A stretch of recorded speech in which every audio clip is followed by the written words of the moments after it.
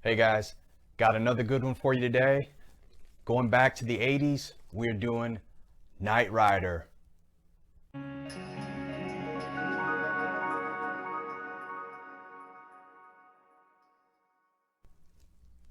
Hey, hello, and how are you? Welcome to another edition. I'm Rick, aka Graybeard.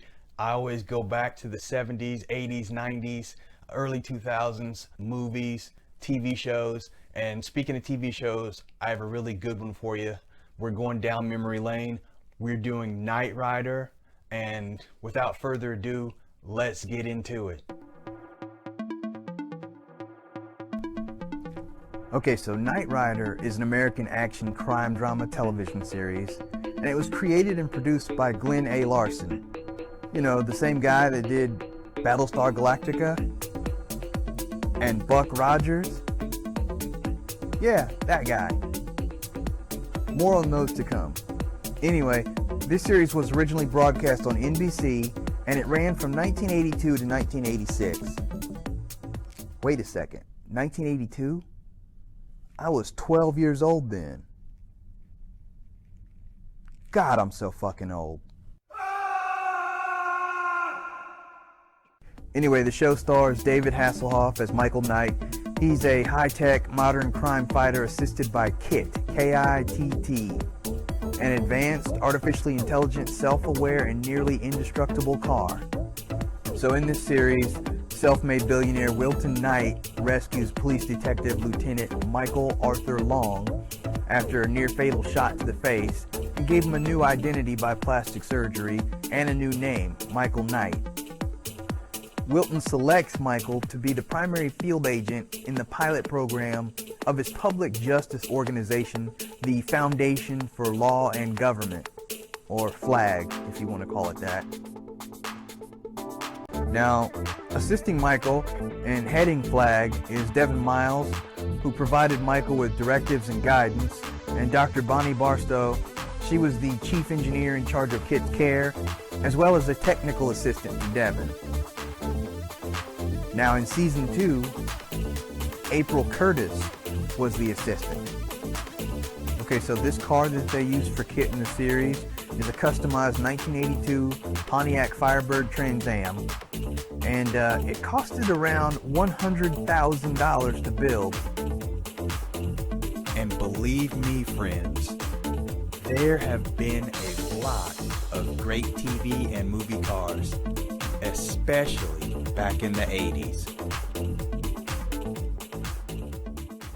If this plan of yours fails, I want you to know it's been a beautiful partnership.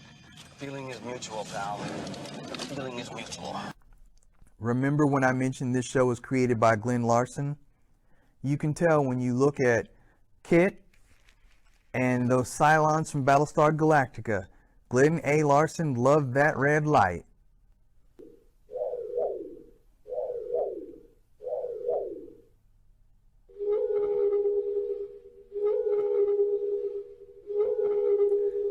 Larson wanted the talking muscle car to have a heartbeat and asked Sheffy to design a beam of light like the Cylons had in Battlestar Galactica to be used in front of the vehicle. It was rumored that the studio got the cars from Pontiac for about $1 each. The only car Universal had to pay for was the hero car. Now, William Daniels, who was the voice of KITT, would record his lines after the majority of the episode was filmed. Hasselhoff would work with an assistant off camera who would read KITT's lines to him. If KITT was in motion during filming, the lines would be read to Hasselhoff through the car stereo. Fun fact, the vehicle was usually towed during scenes when Hasselhoff appeared to be driving. Damn, come on Dave, you didn't want to drive? As with most hero shows, you needed a really good villain, and KITT had KARR, Knight Automated Roving Robot, K-A-R-R.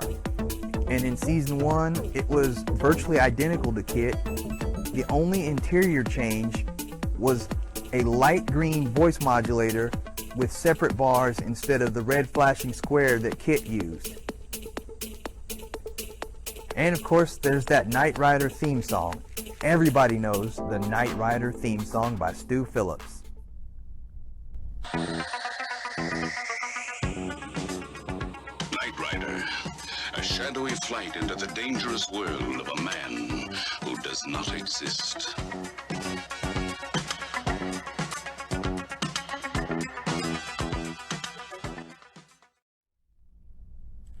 Okay, so Knight Rider was first syndicated in the U.S. in the fall of 1986. Stations were initially offered either the original hour-long format with 3 minutes cut from each episode, don't know why they would do that, or severely condensed into half-hour format, really don't know why they would do that. Now reruns were later syndicated on the USA Network, Sci-Fi Channel, Sleuth, and G4. Universal Studios released all 4 seasons of Knight Rider on DVD, and there's also a complete box set featuring all 90 episodes in a collector's box. That's what I have here. Now there were some spin-offs and some sequels. There was Knight Rider 2000, there was Knight Rider 2010, and there was Team Knight Rider. Now, if you want me to review any of those 3, I'll do that right here, right now. Garbage, garbage, garbage. Good enough? Okay, back to the original. Okay guys, I'm going to give you my scoring on Knight Rider. Keep in mind, I have the Mill Creek box set. That's going to weigh heavily into this scoring. As a matter of fact, just like always, we start off with packaging. Packaging, I am going to give this a 2.5. Yeah, it's pretty low. And the reason why I'm giving it that 2.5 is because the packaging opens from the top instead of the sides. Not a problem until you see what's inside. There's no disc holder. Not even a cardboard booklet. Individual sections, loose sections that hold a disc on each side. That's it. You guys know how I am about my disc. I love neatness and order, and I like them to be secure and damn near perfect. And I'm here to tell you, this ain't it. They're lucky to get a 2.5. I was considering strongly making it a 2. Okay, content. It is pretty bare bones. Yes, it's the entire 4 seasons, but there's not a lot of bonus and special features. Again, this is Mill Creek. They do a lot of this stuff pretty bare bones. They just give you the series and that's it. So, I'm going to give it a 3. Picture and sound. Boy, this is a mixed bag. On the surface, I want to score them both low, but I do have to understand that this is from the 80s, the early to mid 80s, and there wasn't a lot of high def and all that back then. I get that, but even still, you can clean up a negative every now and then and put things out and make them better. And don't get me wrong, this is better than a lot of other releases that I've seen. And that's the reason why I'm not going to go too low on picture and sound. Sound is okay at best with what they had, you know, basic 2-channel sound. Boy, I got to give this, I'm going to go ahead and give it a 3. I can't go higher no matter what. But I'm not going to go any lower because I understand what they had to work with. I just really wish that both the picture and the sound had been seriously remastered. That means the final score is a 2.83. I don't usually score stuff lower than a 3. I don't have a lot of sub 3s in my collection. And again, don't get me wrong. Entertaining show, brought back lots of memories, but I wish the presentation was a little bit better. Do I say get it?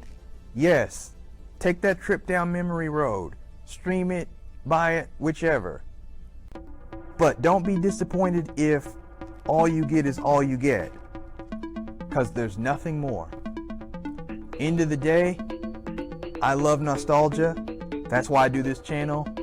That's why I wanted to bring this to you. Still love the show. Still can't believe I was 12 when this came out. Oh my God. I'm so fucking old. Alright, enough about the pity party. That's all I got for Knight Rider. Go out, watch it. You'll love it.